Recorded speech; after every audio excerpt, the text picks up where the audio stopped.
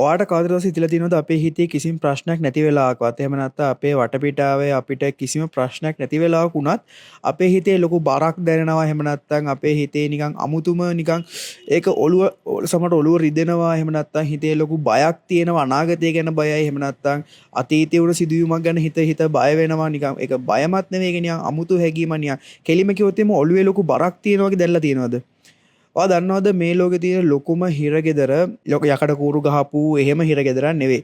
ලොකුම හිරගෙදර තියෙන්නේ අපේම ඔළුව ඇතුලේ. ඒකට තමයි ඇන්සයිටි කියන්නේ. මේක කොච්චර දරුණුද කියනවා නම් මම අර කලින් කිව්වා වගේම ඔයාට ප්‍රශ්නයක් නැති වෙලා වුණත් ඔයා මවාගත්ත ප්‍රශ්න ගැන ඔළුවෙන් හිතනවා. අනාගතය ගැන හිතලා දුක් වෙනවා, අනාගතය ගැන හිතලා බය වෙනවා, අතීතයේ වුණු සිදුවීම් ගැන හිතලා බය වෙනවා. හැබැයි ඔයා මිනිසුත් එක්ක ඉන්නකොට හොඳට hina වෙලා කතා බහ කරලා ඉන්නවා, හොඳට hina වෙනවා, වෙන සතුටින් ඉන්නවා කියලා පෙන්නනවා. හැබැයි ඔයාගේ ඔළුව ඇතුලේ ලොකු ගින්දරක් තියෙනවා. ඉතින් මම මේ දේ කිව්වා මේක ෆැමිලි වගේ දෙරනවා නම් ඔයත් අනිවාර්යයෙන්ම ලොකු ඇන්සයිටි එක තමයි මේ වෙලාවේ ඉන්නේ. ඉතින් බඩීස් බය වෙන්න එපා. මේක මේ ඔයාට විතරක් තියෙන දෙයක් නෙවෙයි. මේක මේ ලෝකේ ඉන්න මිලියන ගණක් මිනිස්සුන්ට සෑහෙන දෙනෙක්ට තියෙන ප්‍රශ්නයක් මේක. අද මම මේ වීඩියෝ එක කතා කරනවා ඔයා ඇන්සයිටි එකක් ඉන්නවා නම් ඔයාගේ හිතේ ලොකු බරක් තියෙනවා නම් ඔයා ලොකු ඔයාට ඒක වචනේ ඇත්තටම එක්ස්ප්ලেইন කරන්න බෑ. අපිට දැනෙන්නේ අපිට හේතුවක් නැතුවත් අපේ ඔළුව රිදෙනවා. ඔළුවේ ලොකු බරක් තියෙනවා කියලා දැනෙනවා. අපි නිකන් අනවශ්‍ය දේවල් කල්පනා කරනවා. අපි ඕවර්තින්ක් කරනවා. අපේ අනාගතය ගැන අපිට බයයි. එහෙම නැත්නම් සිදුවීමක් සිදුවෙන්නේ නැතුවත් අපි සිදුවීමක් වෙයි කියලා හිතලා බය වෙනවා. ඉතින් මේ වගේ දේවල් ඔයගොල්ලෝ හිතේ තියෙනවා නම් බය වෙන්න එපා. මේ වීඩියෝ එකේ මම කතා කරනවා හරියට මේකෙන් ගැලවෙන්න පුළුවන් ක්‍රම කිහිපයක් ගැන. එහෙනම් අපි යමු වීඩියෝ එකට.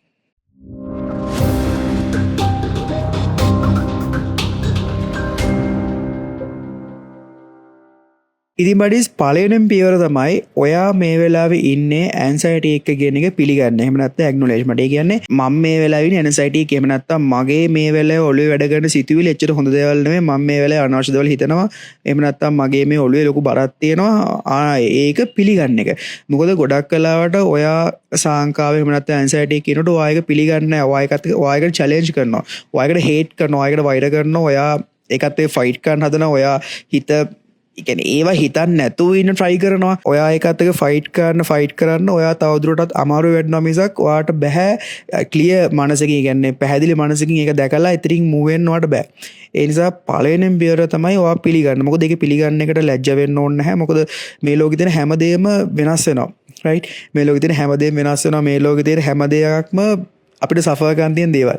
ඉතින් ඒ නිසා ඒක ගැන worry වෙන්න ඕනේ නැහැ. ඒක ගැන ඔයා මුලින්ම අවබෝධ කරගන්න right මම දැන් ඉන්නේ ඇන්සයිටි එක මම දැන් ඉන්නේ සාංකාවේ මට දැන් දුක හිතලා තියෙන මම දැන් කියන්නේ මෙහෙමයි ඔයා කොච්චර වැඩක් වුණත් ඔයා කොච්චර මේ මානසිකව ශක්තිමත් වුණත් ඔයා කොච්චර නිදේවලින් ශක්තිමත් වුණත් වෙලාවක් එනවා මම අර කිව්වේ අපි කොච්චර මිනිසුත් එක්ක hina වෙලා කතා බහ කරලා කොච්චර හොදින් හිටියත් වෙලාවක් එනවා මේ ඔළුවේ තියෙන ප්‍රෙෂර් එක එළියට පායිනම් right ඒ වෙලාවට පිළිගන්න පොඩි වෙලාවක නිහඬව ඉන්න පොඩි වෙලාවක් සංසුන් වෙන්න පොඩි වෙලාවක් තනියම ඉන්න තනියෙන් ඉඳලා ඔයා ඔළුවට අවධානය දෙන්න ඔයාගේ ඔළුව ෆෝකස් කරලා ඔයා පිළිගන්න රයිට් මම දැන් ඉන්නේ ඇන්සයිටි එක මම දැන් ඉන්නේ ඇන්සයිටි එක මම දැන් ඉන්නේ සාංකාවේ හරි ඒවා එහෙම හිතලා ඔළුවේ තියෙන සිතුවිලි මොනවද බලන්න ඊට පස්සේ මම ඉස්සරහ ස්ටෙප් වලදී කතා කරනවා ඒකට කරන්න මොකද කියලා ඉතින් මුලින්ම පළවෙනි ස්ටෙප් එකේදී ඔයා පිළිගන්න ඕනේ ඔයා ඉන්නේ ඇන්සයිටි එක කියලා දෙවෙනි ස්ටෙප් එක තමයි guys mindfulness වෙන එක.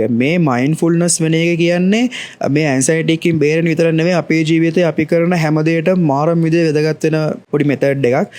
mindfulness වෙන එක ගොඩක් එක විදිහට අර්ථකථනය කරනවා. හැබැයි එච්චර ලොකුවට මේක හිතලා ලොකුවට ධර්මයේ පැත්තෙන් ගිහිල්ලා එහෙම කරන්න ඕනේ දෙයක් නෙවෙයි mindfulness එක කියන්නේ.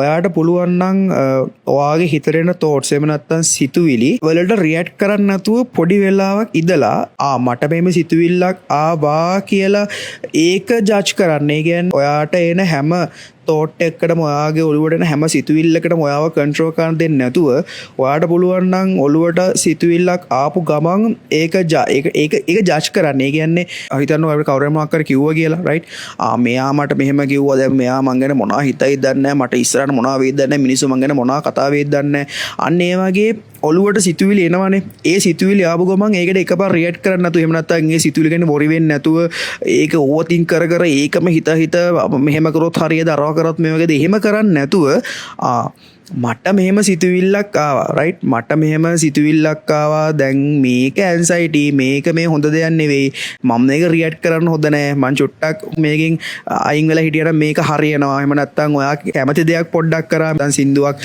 අහන්න පුළුවන් ඔයාට පොඩි චුටි ෂෝට් ෆිල්ම් එකක් බලන්න පුළුවන් එහෙම නැත්නම් පොඩි ඒ වගේ ඔයාගේ ජීවිතේ ඔයා සතුට වෙන දේවල් ඇතිනේ අන්න ඒ වගේ දෙයක් කරා මට මේක අමතක වෙලා යනවා අන්න ඒ වගේ ඔයාට පුළුවන් නම් ඔයාගේ ඔළුවට එන සිතුවිලි ආපු ගමන් ඒක රියැක්ට් කරන්න නැතුව ඒක ජජ් කරන්න අන්නෝක තමයි සරලව මයින්ඩ්ෆුල්නස් වෙනවා කියලා කියන්නේ. ඉතින් එහාට ගියාට පස්සේ ඔයාට පුළුවන් ඔයා කරන හැමදේම මයින්ඩ්ෆුල්නස් එහෙම නැත්නම් හොඳ සිහියකින් ඔයාට කරන්න පුළුවන්. ඔයාගේ ඔළුවට එන හැම සිතුවිල්ලක්ම ඔයාට ජජ් කරන්න පුළුවන්. මේක ප්‍රැක්ටිස් වුණා කියන්නේ guys මේ දේ ඔයාගේ ජීවිතයේ සාර්ථක වෙන්න මාරම් විදියට ඉවහල් වෙනවා. මොකද අපි ගොඩක් වෙලාවට ලෞකික ජීවිතයේදී අපි ගොඩක් කර කලබලලා තීරණ ගන්න අනාගත ගැන හිතන දේ තීරණ ගන්නවා. ඉතින් මේ හැම දෙයකින්ම මොකද අපේ ඔළුවට එන සිතුවිලින් අපිව කන්ට්‍රෝල් ගන්න. අපේ ඔළුවට එන thoughts වලින් තමයි අපිව කන්ට්‍රෝල් කරන්නේ. ඉතින් අපේ ඔළුවට හොඳ නරක හැම සිතුවිල්ලක්ම එනවනේ guys. ඉතින් ඔයාට පුළුවන් නම් මයින්ඩ්ෆුල්නස් වෙලා ඔයාගේ ඔළුවට එන සිතුවිලි ජජ් කරන්න. මම හිතන්නේ ඔයාගේ ජීවිතේ ඔයා ගන්න ලොකුම අචීව්මන්ට් එකක් තමයි ඒක. ඒක අමාරුයි. මම දන්නවා ඒක මාරම අමාරු දෙයක්. හැබැයි ඒක ප්‍රැක්ටිස් කරාට පස්සේ ඒක යම්කිසි මට්ටමකින් ලේසි වෙනවා. ඒක මම යම්කිසි මට්ටමකින් ප්‍රැක්ටිස් කරලා තියෙන්නේ. ඒක දිගටම ප්‍රැක්ටිස් කරාට පස්සේ මම හිතනවා ලේසි වෙයි කියලා. මොකද මගේ ජීවිතෙත් මට සමහර වුණු සිදුවීම් වලදී මම දන්නවා මම කලබල වෙලා ඒව රියැක්ට් කරා නම් එහෙම සමහරලාට ලොකු දේවල් වෙන්න තිබ්බා. හැබැයි මම මයින්ඩ්ෆුල්නස් වුණ නිසා ගොඩක් ප්‍රශ්න මට සාර්ථකව විසඳ ගන්න පුළුවන් වුණා. එතකොට මිනිස්සු සමහරලාට හිතනවා වෙන්න පුළුවන් මෙයාට කිසිම දෙයක් කරගන්න බෑ. එහෙම නැත්නම් මෙයා අදක්ෂයෙක් එහෙම නැත්නම් මෙයා වැඩක් නැති එකෙක් හරිද ඔහොම හිතනවා වෙන්න පුළුවන්. බට් අපි දන්නවා ඇයි අපි ඒ දේවල් කරේ නැත්තේ ඇයි අපි ඒ වගේ ඒ කියන්නේ අපි යාළගේ මට්ටමට ගියේ නැත්තේ මට මේ සරලව කියන්න උනොත් එහෙම අපි සමහර දේවල් මයින්ඩ්ෆුල්නස් වෙලා කරන්නේ නැතුව ඉන්නවා. හිතන්නෝ කෙනෙක්ව චැලෙන්ජ් කරා කියලා එයාගේ චැලෙන්ජ් කරේ නරක දෙයකට නම් ඔයා එයාට චැලෙන්ජ් බැක් කළා ඔයා එයාත් එක්ක ෆයර් වුණා කියන්නේ ඔයාගේ ක්වොලිටි එක එතනම ඩවුන් නේ. හැබැයි ඔයාට පුළුවන් නම් මයින්ඩ්ෆුල්නස් වෙලා පොඩ්ඩක් හිතලා බලන්න මම මේ දේ කරොත් දැන් මට ආවේගයක් එනවා මට දැන් මගේ හිතේ ඇන්ග්‍රි කියන්නේ මට මගේ හිතේ ලොකු තරහක් තියෙනවා. හරිද? හැබැයි මම මේක රියැක්ට් කරොත් මෙන්න මේ වගේ ලොකු ප්‍රශ්නයක් ඇති වෙනවා. අන්න ඔහොම හිතලා ඔයාට පුළුවන් නම් ඒකෙන් අයින් වෙලා ඔයාගේ ඔළුවේ නිදහස ගැන හිතලා ඔයාගේ මානසික නිදහස ගැන හිතලා ඔයාගේ වැඩ වලට ફોකස් කරන්න.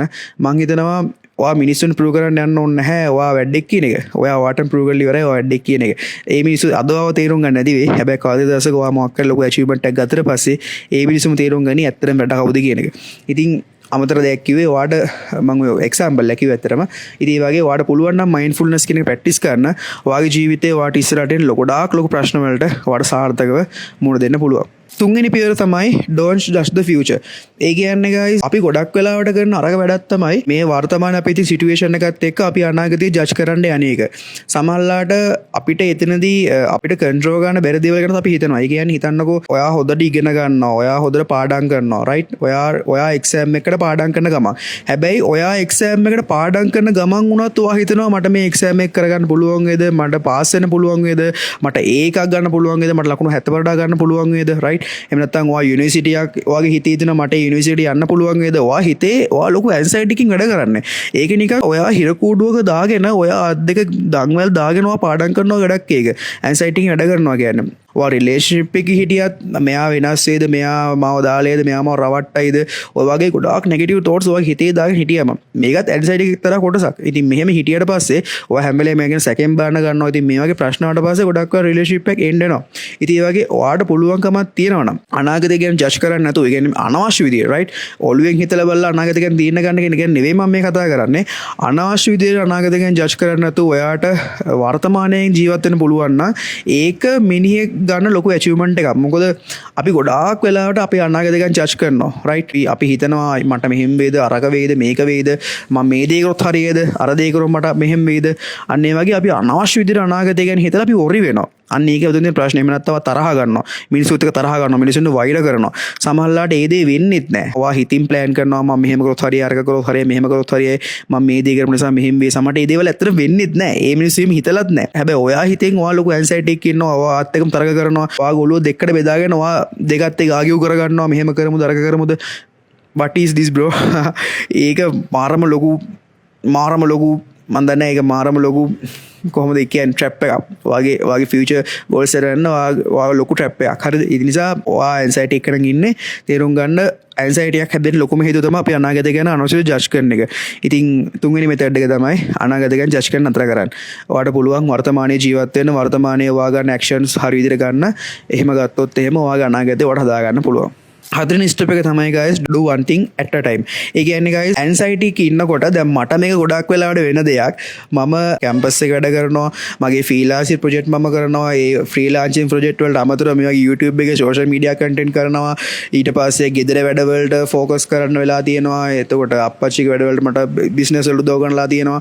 ඉතින් මේ වගේ මම ගොඩාක් දේවල් කරනවා. ඒවට අමතරව යාළුවන්ගේ මොකක් හරි ෆන්ක්ෂන් එකක් ආවොත් ඒ වගේ දේවල් වලට මම බහැලා වැඩ කරන කෙනෙක්. ඒ වගේ අර මගේ personality එකේදී මම ගොඩාක් වැඩ කරන්න ගත්තා මට එක දිගට ෆෝකස් කරලා වැඩ කරන්න මාර අමාරුයි. එතනදී මම මොකක් හරි ස්ටෙප් එකක් ඒ කියන්නේ හිතන්නකෝ මං මොකක් හරි ෆන්ක්ෂන් එකක් නිසා මට අනිත් වැඩ ඔක්කොම හිර වෙනවා කියන්නකෝ. එතනදී මම ලොකු ඇන්සයිටි එකකටපත් වෙනවා. මොකද මගේ අර ඔළුවට මගේ හැම ප්‍රශ්නයක්ම එනවා. මට මේ වැඩේ කරන්න තියෙනවා මට අර වැඩේ කරන්න තියෙනවා මේ ක්ලයන්ට් මොනවා හිතුවද දන්නේ අර ගන්න රිප්ලයි එකක් දාන්න තියෙනවා රයිට්. මේ වගේ මම දන්නවා ඔයාගේ හිතරත් ගොඩාක් ප්‍රශ්න එකපාර එනවා. හරිද මේ වගේ වෙලාවට කිසිම දෙයක් කරන්න බෑ. සමහරවිට මට වෙලා තියෙනවා එහෙම ලොකුවට ඔළුවට ප්‍රශ්නේදී මට ඒක දරා ගන්න බැරිනවා. හැමදේම අතහැරලා දාලා ෆිල්ම් එකක් බලපු. හරි හේතුව මම කැමති නෑ ඇන්සයිටි එක ඉන්න. මාරුයි ඒක. මම කැමතිම නෑ. හැබැයි ෆිල්ම් එකක් බලුවා කියන එක උත්තරයක් නෙවෙයි. දැන් මම කොහෙවත් ඔයාලට කිව්වේ නෑ ෆිල්ම් බලන්න කියලා. ඒකෙන් වෙන්නේ මොකද්ද? අන්තිමට මම වැඩ කළත් නෑ. මගේ ඇන්සයිටි එක හරි ගිහිල්ලත් නෑ. තාවකාලිකමක් විතරයි.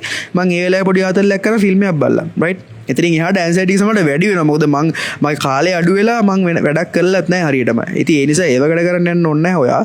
මම කියන්නේ විසඳුම තමයි ඔයාට පුළුවන් කොලයක් අරගෙන පැහැදිලිව එකේ ඉඳන් පිළිවෙලට වැඩ ඔක්කොම ටික ලියන්න. මොකද මේක මම ගොඩක් වෙලාවට ඉස්සර ඉඳන් කරපු දෙයක් guys. මගේ ඔළුවේ තියෙන හැමදේම මම ලිව්වා. ඒක සමහරට වැඩ විතරක් නෙවෙයි ඔළුවේ ප්‍රශ්නයක් තිබ්බා මොකක් හරි තිබ්බා දැන් ජර්නල් ගැන ආයේ මේ මාතෘකාවට ඇදලා ගන්න පුළුවන් ජර්නල් කියන්නේ කොච්චර වැදගත්ද කියලා. මේ ජර්නලින් කරන එක මේක එක්තරා පාට් එකක් ගන්න. ඉතින් ඔයාලා හැමදාම ජර්නලින් කරන පුළුවන්. ඇත්තටම ඇන්සයිටි එකකින් ඔයාට මිදෙන්න පුළුවන්. මොකද ඔයා ඔළුවේ තියෙන හැමදේම ඔයාගේ අතහරා කොලයකව ලියනවා. ඒකට ඔයාගේ ඔළුවෙන් ඒව අයින් වෙනවා. ඉතින් ඒ වගේ දැන් මෙතනදී ඔයා කරන්න ඕනේ ඔයාට ගන්න තියෙන වැඩ ටික පිළිවෙලකට කොලයක ලියන්න. ඊට පස්සේ වැදගත්ම දේ තමයි ඔයා මේක වර්ග කරන්න ඕනේ. ඔයාගේ කන්ට්‍රෝල් එකේ තියෙන මොනවාද? මේක වැදගත්ම පාර්ට් එකක්. රයිට්. ඔයාගේ කන්ට්‍රෝල් එකේ තියෙන මොනවාද? ඔයාගේ කන්ට්‍රෝල් එකේ නැත්තේ මොනවාද කියන්නේ. මොකද ගොඩක් වෙලාවට අපි ඇන්සයිටි එකට බොරු නම් මේක හිතලා බලන්න. බොරු නම් ඔයාගේ පැත්තෙන් පොඩ්ඩක් හිතලා බලන්න. අපි ගොඩක් වෙලාවට guys ඇන්සයිටි එකට යන්න හේතුව අපිට කන්ට්‍රෝල් ගන්න බැරි දේවල් අපි කන්ට්‍රෝල් ගන්න යන්නේ ඒක. රයිට්. රිලේෂන්ෂිප් එකක් එන්න උනාම ඔයා අනිත් පාර්ට්නර්ව කන්ට්‍රෝල් කරනවා. එහෙම නැත්නම් එයා මොනවා හිතේද අරයා මොනවා හිතේද කියලා ඔයා හිතනවා. කන්ට්‍රෝල් ගන්න පුළුවන්ද ඔයාට? බෑ. ඉතින් ඔයා දුක් වෙනවා. යාළුවෙක් තරහ වුණාම ඔයාගේ ළඟම ඉන්න කෙනෙක් වාට් එක තරහ වුණාම මොකක් වුණාට පස්සේ ඔයා කන්ට්‍රෝල් කරන්න යනවා. කරන්න පුළුවන්ද? බෑ. එක්සෑම් එකක් මොන හරි වුණාට පස්සේ එහෙම නැත්නම් ජොබ් එකකට ඔයා ඇප්ලයි කරලා තියෙනවා. එහෙන් තාම රිප්ලයි එකක් ආවේ නැහැ. ඔයා වොරි වෙනවා මට පුළුවන් වේද බැරි වේද මොනවා වේද දන්නේ නැහැ. මට මේක හම්බුනේ නැත්නම් මගේ ජීවිතේම ඉවරයි. හැබැයි ඔයාට කන්ට්‍රෝල් කරන්න පුළුවන්ද? බෑ. අන්න ඒ වගේ ඔයාට කන්ට්‍රෝල් කරන්න බැරි දේවල් ගැන ඔයා ලොකු ඇන්සයිටි එකක් ඉන්නවා කියන්නේ ඒක ඔයා ඔයාටම කරගන්න ලොකු අපරාධයක්. රයිට්. ඉතින් ඒකයි මයින්ඩ්ෆුල්නස් මේ හැමදේම එකට කනෙක්ට් වෙනවා. බලන්නකෝ ඔයාගේ හිතේ එන සිතුවිලි ගැන ඔයාට මයින්ඩ්ෆුල්නස් වෙන්න පුළුවන් නම් ඔයාට පුළුවන් මට මේක කන්ට්‍රෝල් කරන්න බෑ. සෝ ඇයි මම මේ ගැන worry වෙන්නේ? අන්න මට හිතලා බලන්න පුළුවන්. තේරෙනවද ඔයාට? අන්න ඒ වගේ ඔයාට කන්ට්‍රෝල් කරන්න බැරි දේවල් ගැන worry වෙන්න නතර කරන්න. අමාරුයි. මම දන්නවා අමාරුයි කියලා. බට් වෙන ඔප්ෂන් එකක් නැහැ බ්‍රෝ. ඔයාට කරන්න වෙනවා. රයිට්. ඊට පස්සේ ඔයාට කන්ට්‍රෝල් ගන්න පුළුවන් දේවල් වලට සැලැස්මක් හදන්න පොඩි ප්ලෑන් එකක් හදන්න. ලොකු ප්ලෑන් එක නෙවෙයි. මං ඉස්සලා මේ වැඩේ කරනවා, දෙවෙනිට මේ වැඩේ කරනවා, තුන්වෙනිට මේ වැඩේ කරනවා. ඊට පස්සේ ඔය ප්ලෑන් එක ෆලෝ කරන්න විතරයි වඩ තියෙන්නේ. රයිට්. එතකොට ඔය ඇන්සයිටි එක නිකම්ම නැති වෙනවා. පස්වෙනි පීවරත් මේකට සම්බන්ධයි. ඒක තමයි do it completely කියන එක. ඒ කියන්නේ දැන් මං අර කිව්වා වගේ දැන් ඔයා වැඩ ටික කරන් යනකොට ඔය එක වැඩක් ඉවර වෙන්නම කරන්න. දැන් මට ඕක වෙලා තියෙන දෙයක් තියෙනවා. මම ඔයාලට කිව්වට මම මේ වැඩ ගොඩක් කරනවා කියලා. ඒතර මම මොකද්ද කරන්නේ? අරගෙන පොඩ්ඩක් කරනවා, මේකෙන් පොඩ්ඩක් කරනවා, අරගෙන තව ටිකක් කරනවා. අර ක්ලයන්ට් මැසේජ් එකක් දාලා ඒ ක්ලයන්ට්ගේ වැඩ ඉවර කරන තු අනිත් ක්ලයන්ට් මේ මැසේජ් එකක් දානවා. එහෙම නැත්නම් සෝෂල් මීඩියා එකේ ඊළඟ වීඩියෝ එකේ ස්ක්‍රිප්ට් එක මම ලියනවා. මම මාර විදියට මේ වැඩ ගොඩක් එකපාරකට try කරන කෙනෙක්. මට සමහරවිට වැඩ ටිකට කරගන්න බැරිත් ඒකයි. ඒ වගේ එහෙම කරන්න යන්න එපා. ඔයාට පුළුවන් එක වැඩක් සම්පූර්ණ ඉවර කරන්න. මොකද එතකොට ඔයාගේ ඔළුව නිදහස්.